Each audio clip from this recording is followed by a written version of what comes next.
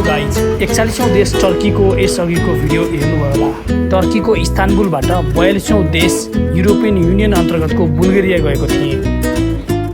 So yes I got my ticket. बुल्गेरियाको राजधानी Sofia जानलाई इस्तानबुलमा करिब 500 टर्किस लिरामा सेकेन्ड क्लास ट्रेन टिकट काटेर म अघिल्लो दिन ट्रेन चढी भोलिपल्ट 10 बजे बुल्गेरियाको राजधानी सोफिया पुगेँ। हल्काली स्टेसनमा अब यहाँबाट म जाँदैछु सोफिया जाने ट्रेन यतातिर छ।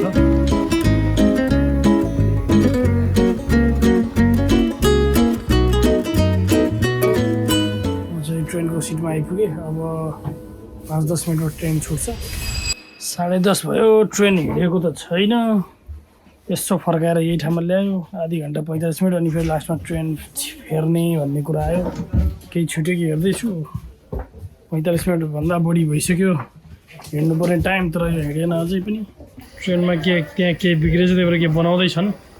सो हामीलाई चाहिँ अब 1 घन्टा अरू कुर्नु पर्ने भयो माथि वेटिङ रुममा गएर। करिब 2 घन्टा जति ढिलो गरेर ट्रेन चाहिँ चल्यो। अहिले अब हामी बुल्गेरियातिर छिर्यौँ। अनि पुलिस चाहिँ चेक गर्न हेरेको थियो, यहाँभित्र हेरिरहेको थियो यताउता र पासपोर्ट पनि मागिरहेको थियो। अब चाहिँ टर्की छोडेर बुल्गेरिया छिर्यो।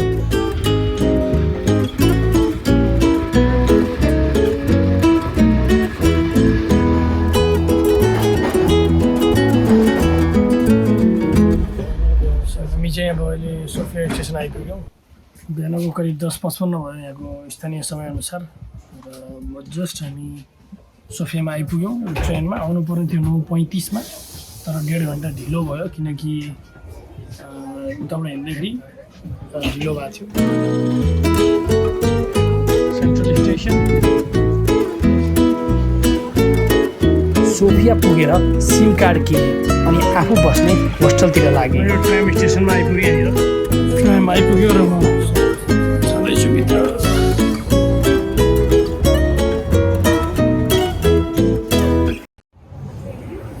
Good evening once again.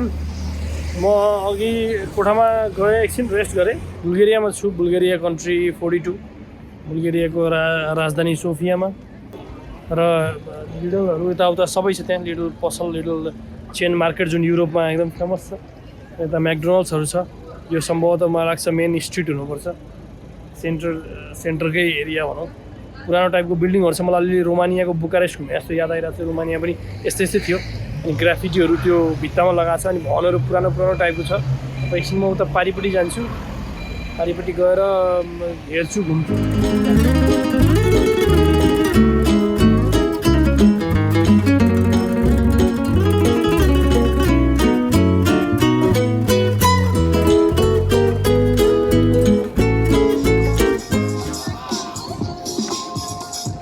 म यही सेन्ट्रल स्क्वायरमै घुमिरहेको छु। सेन्ट्रलको जुन लाइन थियो अलिकति एउटा सानो पार्क जस्तोमा आएँ। यहाँ धेरै सामानहरू बेच्न राखिया जस्तो छ। आइतबारको दिन सोफिया शान्त जस्तै थियो। भोलिपल्ट फ्री सोफिया टुर अन्तर्गत सोफिया सहर अन्य पर्यटकसँगै घुम्ने मौका मिल्यो। हेलो, यो चाहिँ म बस्ने होस्टलको ग्राफिटी। अब बुल्गेरियाको बारेमा भन्नुपर्दा युरोपियन युनियनमा भएको देश हो, युरोपभित्र। उतापट्टि साइडमा टर्की छ जहाँबाट म अस्ति बेलुका हिजो आइपुगेँ। टर्की र यतापट्टि छेउमा ब्ल्याक सी छ, रोमानिया, सर्बिया अनि तलतिर ग्रिसलाई छोड्छ। त्यस्तो देश हो बुल्गेरिया। 68 लाख जनसङ्ख्या। यो बुल्गेरियामा यो राजधानी सोफिया जुन छ यो युरोपको सेकेन्ड चाहिँ ओल्डेस्ट सिटी भनौँ, सेकेन्ड ओल्डेस्ट सिटी भनिन्छ यो सोफियालाई युरोपभरि मध्ये। बुल्गेरियालाई अहिलेसम्म कसैले पनि त्यो आफ्नो उसमा राख्न सकेको छैन। जस्तो नेपाललाई चाहिँ कसैले पनि अहिलेसम्म राख्न सकेको छैन, त्यस्तै बुल्गेरियालाई पनि अहिलेसम्म कसैले आफ्नो अधीनमा राख्न सकेको छैन अहिले आजसम्म।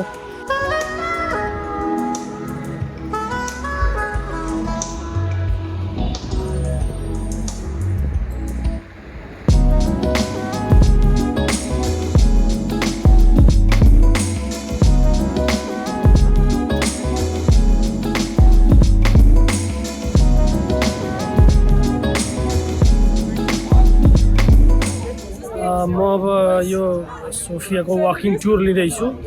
यहाँ केही अरू देशका पनि छन् र हाम्रो गाइड उता अगाडिपट्टि। सो अब ट्रिप चाहिँ सुरु हुँदैछ वकिङ टुर करिब 2 घन्टाको हुन्छ अहिले 6 बज्यो भनेपछि करिब 8 बजे 8:15 बजे सकिन्छ लेट्स स्टार्ट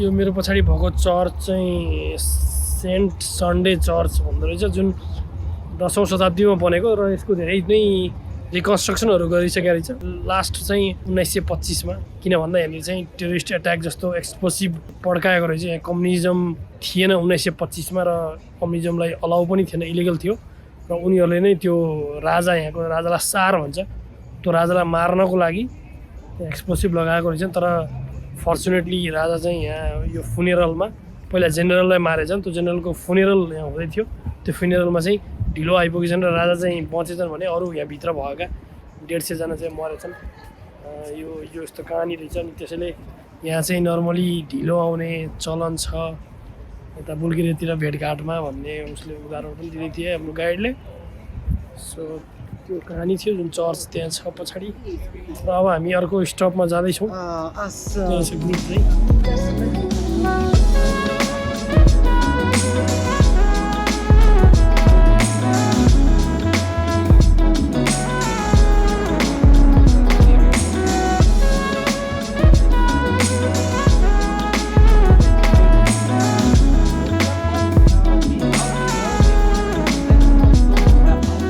चाहिँ पब्लिक बाथ हाउस रहेछ पहिला 20औं शताब्दीको सुरुमा मान्छेहरूकोमा घरमा बाथ हाउस हुन्थेन नहुने ठाउँ त्यसले सावरले नै यहाँ आउँदा रहेछन् प्रत्येक आइतबार तर जब 1970 मा लगभग सबैको घरमा आफ्नै सावरहरू हुन थालिसकेपछि यो चाहिँ बन्द गरियो तर अहिले फेरि यो 2015 मा खोल्नलाई कोसिस गरिएको थियो जसको आधा मात्रै बनेको रहेछ र अब फेरि बनेर यसलाई खुलाउने कोसिस गर्दैछन्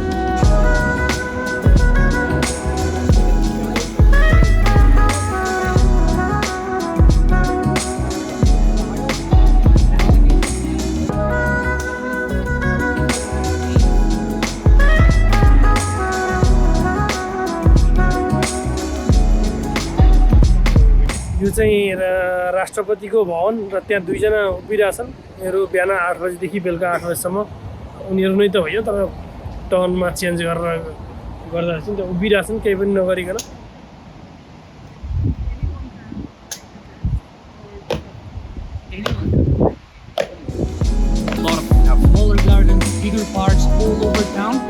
यो भवन चाहिँ नेसनल थिएटर रहेछ जुन अस्ट्रियाको आर्टिस्टहरूले आएर बनाएको रहेछन् जुन अस्ट्रियाको भियनामा पनि त्यो थिएटर छ जसले चाहिँ यो पनि बनाएका थिए र यो चाहिँ टर्किसहरूले बनाएको रहेछन् टर्किसहरूले वेस्टर्न्सहरूलाई बोलाएर अनि यो बनाएको रहेछ वेस्टर्न्सहरूले अस्ट्रियन फ्रेन्च इटालियनहरूलाई बोलाएर विभिन्न बिल्डिङहरू बनाउँथे त्यसमध्ये यो नेसनल थिएटर चाहिँ अस्ट्रियनले बनाएको रहेछ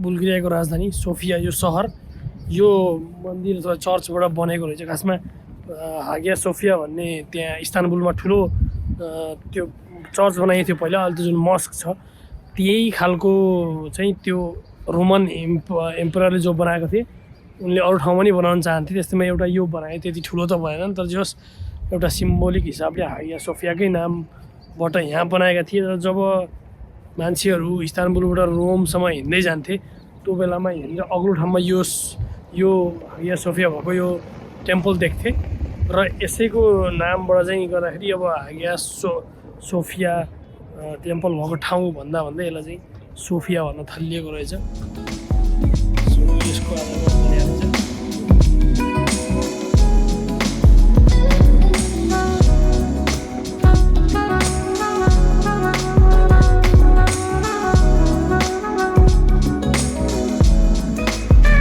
अर्को दिन त्यही सोफियामा रहनुभएको एकजना नेपाली मक्खन पुन्जीसँग भेट भयो चितवन घर हुनुभएको उहाँ विगत 5-7 वर्षदेखि सोफियामै काम गर्नुहुँदो रहेछ करिब 3-4 दिन बुल्गेरियाको राजधानी सोफिया घुमिसकेपछि म 42औं देश बुल्गेरियाबाट 43औं देश माल्टा गएको थिएँ। यसपछिको भिडियोमा तपाईँहरूले माल्टाको बारेमा हेर्न सक्नुहुनेछ। विश्व यात्रा सम्बन्धी यस्तै अन्य भिडियोहरू हेर्नको लागि च्यानल सब्स्क्राइब गर्नुहोला। धन्यवाद।